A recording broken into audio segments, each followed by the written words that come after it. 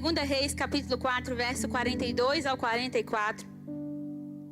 Veio um homem de Baal Salisa, trazendo ao homem de Deus 20 pães de cevada, feito dos primeiros grãos de colheita. Em outras versões diz que eram pães de primícias.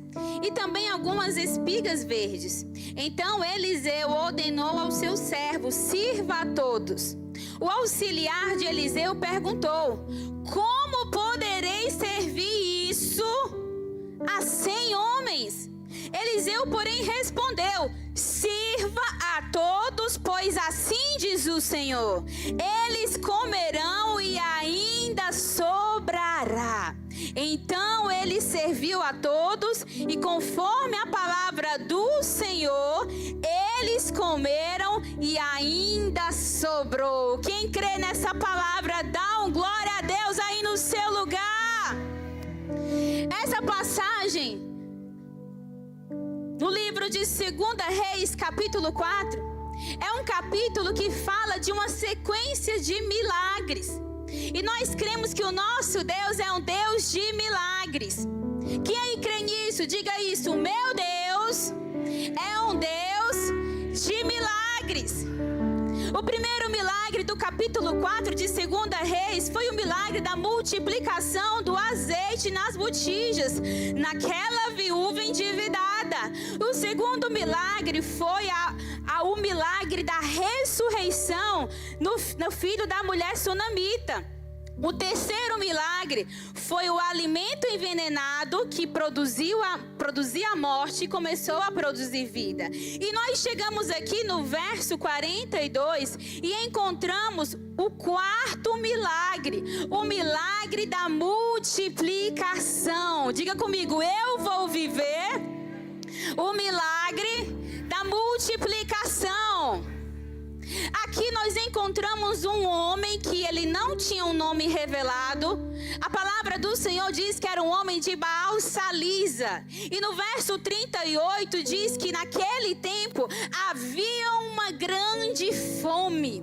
Naquele tempo era um tempo de dificuldade, um tempo de crise. E isso é tão interessante que a fome, que a dificuldade, que a crise revela o coração do adorador. Você sabia disso?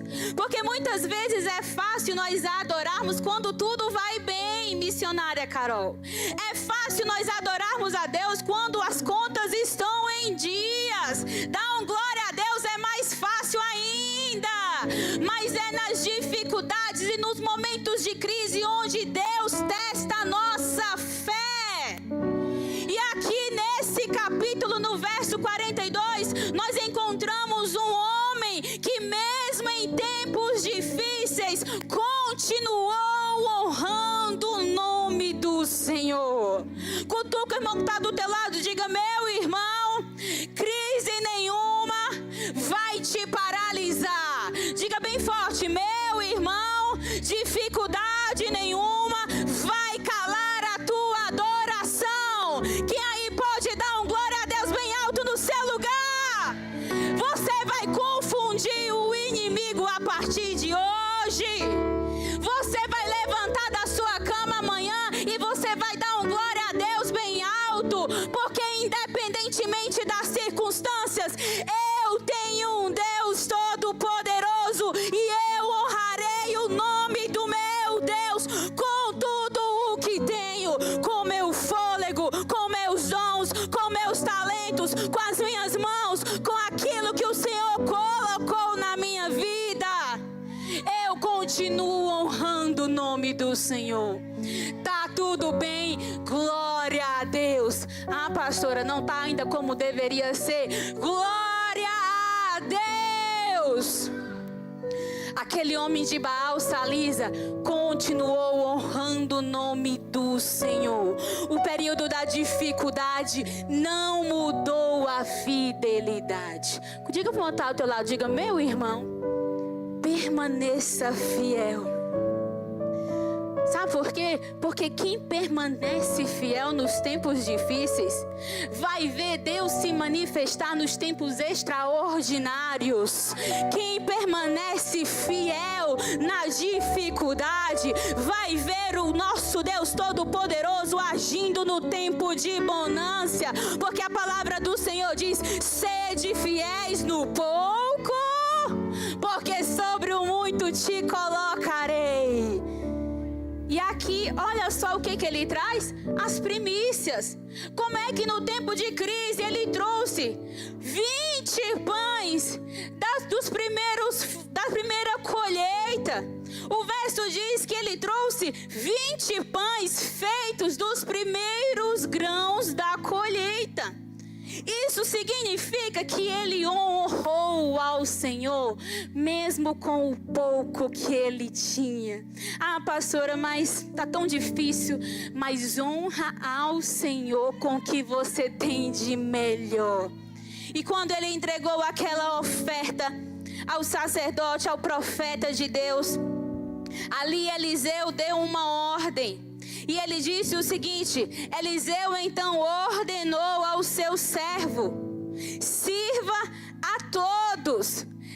Eliseu, com o seu dom profético, e aí nós precisamos entender que Deus te deu uma voz profética neste tempo, que Deus te levantou como uma voz profética na sua casa, para você olhar para aquilo que você tem e você pode pensar: ah, é pouco, mas o pouco nas mãos de Deus, o Senhor multiplica. E Eliseu falou ao seu servo: ó, alimente esses 100 homens com apenas 20 pães. E o servo diz o seguinte: como poderei, no verso 43, como poderei pôr isso diante de 100 homens? Aquele servo, ele fez uma conta matemática e ele olhou: não vai dar certo, não tem como, é impossível. Mas nós precisamos hoje aprender a olhar para a palavra de Deus. Por isso que Eliseu falou e continuou dizendo: sirva a todos. No verso 43, pois assim diz o Senhor: eles comerão e ainda sobrará. Diga, voltar ao teu lado, diga: meu irmão, não olhe para o tamanho do recurso. Diga: meu irmão, não olhe para o que você tem, mas olhe para a palavra de Deus.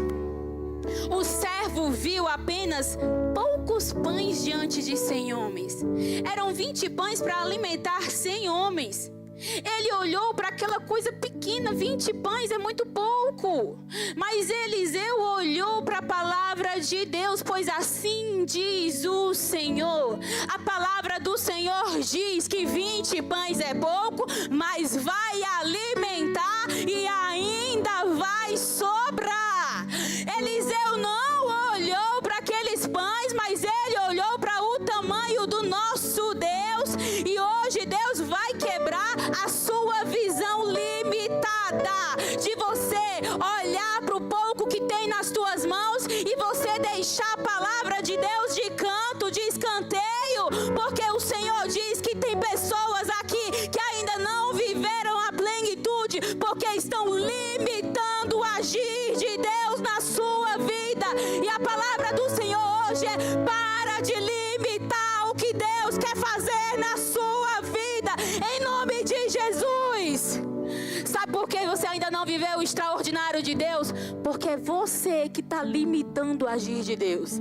A Bíblia fala que nós viveremos tudo aquilo que o Senhor prometeu pela fé. O Senhor age mediante a nossa fé. Quem aqui crê que o Senhor é poderoso? Quem aqui crê que o Senhor pode mover montanhas? Então não limite o agir de Deus na sua vida. É a gente que está limitando, a gente que está com um pensamento pequeno, a gente que está com a visão limitada e olha para o pouco. Mas a partir de hoje Deus vai quebrar isso e você vai começar a olhar para a palavra de Deus. Porque em João capítulo 10, verso 10 diz que o inimigo veio para matar, roubar e destruir. Mas o Senhor Jesus Cristo veio para que tenham a vida e a tenham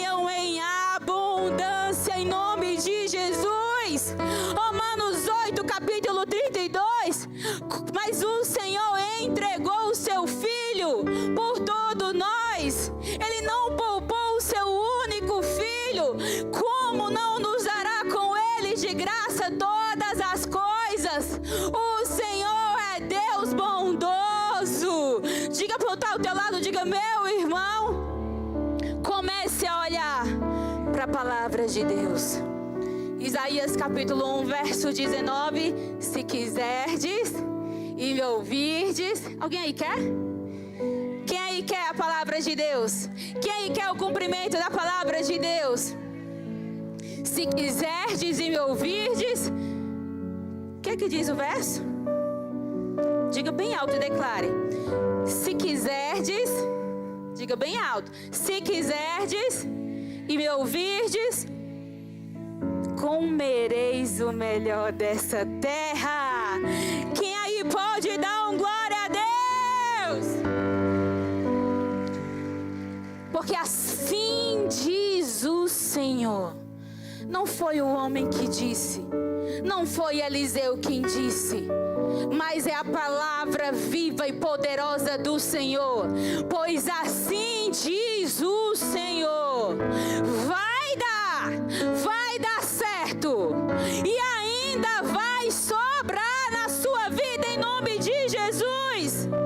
Porque quando Deus age nas nossas vidas, e eu falei isso ontem aqui à noite, quando Deus age nas nossas vidas, entenda uma coisa: Deus não age apenas com o suficiente, Deus não age apenas com o necessário, Deus não age apenas com o limitado.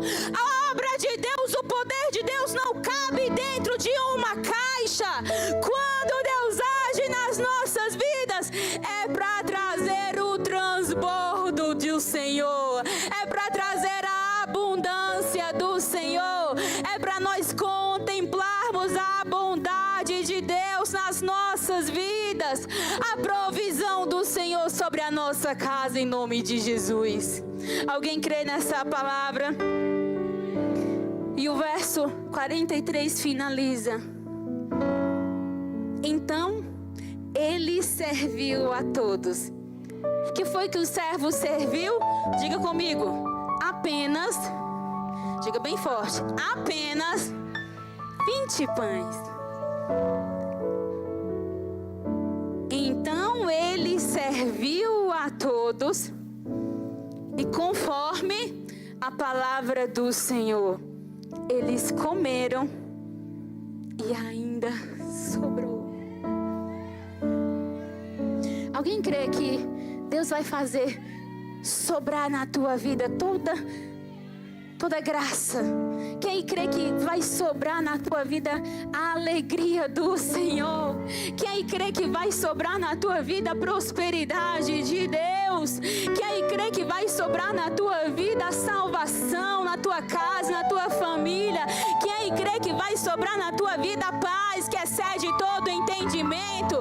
Quem crê que vai sobrar na tua vida testemunhos? Serão tantos testemunhos de Deus na tua vida que vai sobrar testemunho, vai sobrar, ainda vai sobrar. Não é o limitado, não é o insignificante, não é o pouco, mas vai sobrar em nome de Jesus.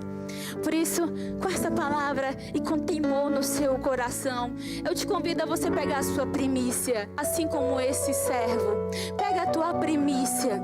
Pega a tua primícia, pastora, o que é primícia? É a melhor parte que você tem. É a sua melhor oferta. A primícia é aquilo que você tem de melhor. E se coloque de pé no seu lugar em nome de Jesus. Se coloque de pé.